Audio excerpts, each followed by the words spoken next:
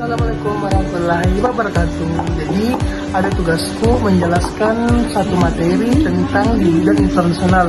Jadi saya ambil materi tentang hukum di bidang internasional. Untuk lebih lanjutnya kita cek di sebelah ya. Bye bye. Assalamualaikum warahmatullahi wabarakatuh. Perkenalkan, nama saya Ahmad Fadil dengan NIM 0123507 dari kelas B Politik 23. Jadi saya akan menjelaskan materi tentang hukum internasional.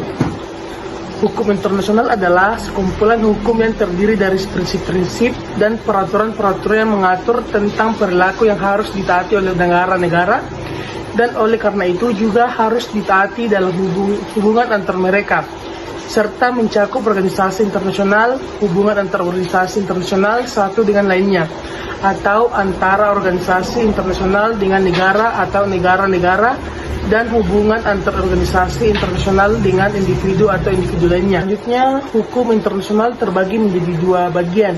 Yang pertama, hukum perdata internasional dengan hukum publik internasional. Hukum perdata internasional adalah hukum internasional yang mengatur hubungan hukum antar warga negara di suatu negara dengan warga negara dari negara lainnya. Sedangkan hukum publik internasional adalah hukum internasional yang mengatur negara yang satu dengan lainnya dalam hubungan internasional. Selanjutnya, asas yang berlaku dalam hukum internasional. Asas ini memiliki tiga macam. Yang pertama, asas teritorial, yang kedua asas kebangsaan, dan yang ketiga asas kepentingan umum. Asas teritorial ini, menurut asas ini, negara melaksanakan hukum bagi semua orang dan semua barang yang berada dalam wilayahnya. Asas kebangsaan ini tetap warga negara dimanapun dia berada tetap mendapatkan perlakuan hukum dari negaranya. Asas ini memiliki kekuatan eksteritorial, artinya hukum negara tetap berlaku bagi seseorang warga negara walaupun ia berada di negara lain. Yang terakhir, asas kepentingan umum. Menurut asas ini, negara dapat menyesuaikan diri dengan semua keadaan dan peristiwa yang bersangkut paut dengan kepentingan umum. Jadi, hukum tidak terikat pada batas wilayah suatu negara. Selanjutnya, daya mengikat hukum internasional. Yang pertama, keberadaan dan kekuatan hukum internasional. Konsep utama, memahami hukum harus dimaknai secara luas, di mana dalam hukum merupakan sebuah nilai-nilai rasa keadilan, kebenaran, dan kesadaran. Menurut Johan Austin 1858, hukum internasional bukan merupakan keadaan atau norma hukum, melainkan ketika dan norma kesepakatan internasional. Bahwa hukum internasional ada yang tertulis dan tidak tertulis. Bukti adalah subjek hukum internasional berusaha menaati perjanjian yang diubah bersama-sama. Dan yang kedua, daya mengikat hukum internasional.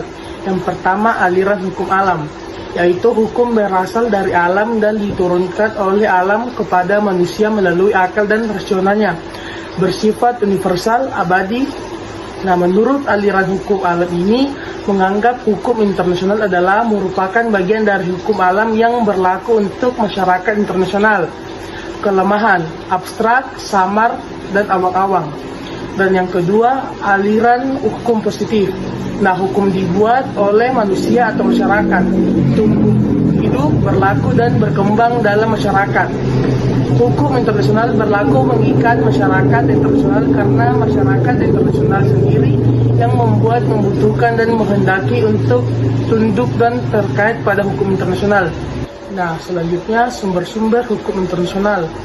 Sumber hukum dapat dibedakan menjadi dua bagian. Yang pertama, sumber hukum material dengan sumber hukum formal. Nah, sumber hukum material ini adalah segala sesuatu yang membahas dasar berlakunya hukum suatu negara. Sedangkan sumber hukum formal itu sumber dari mana kita mendapatkan atau menemukan ketentuan-ketentuan hukum internasional. Selanjutnya, yurisdiksi negara dalam hukum internasional. Nah, yurisdiksi negara adalah kekuasaan atau kewenangan dari suatu negara untuk menetapkan dan memaksakan hukum yang dibuat oleh negara itu sendiri, ya, atau termasuk di dalamnya aturan tentang batas-batas negara. Hai teman-teman, jadi ini video tambahan saya. Sebenarnya saya ingin menambahkan video saya sampai 5 menit, tapi ide-ide yang ada di otak saya ini sudah tidak cukup lagi teman-teman. Jadi saya akhiri. Assalamualaikum warahmatullahi wabarakatuh. Bye bye.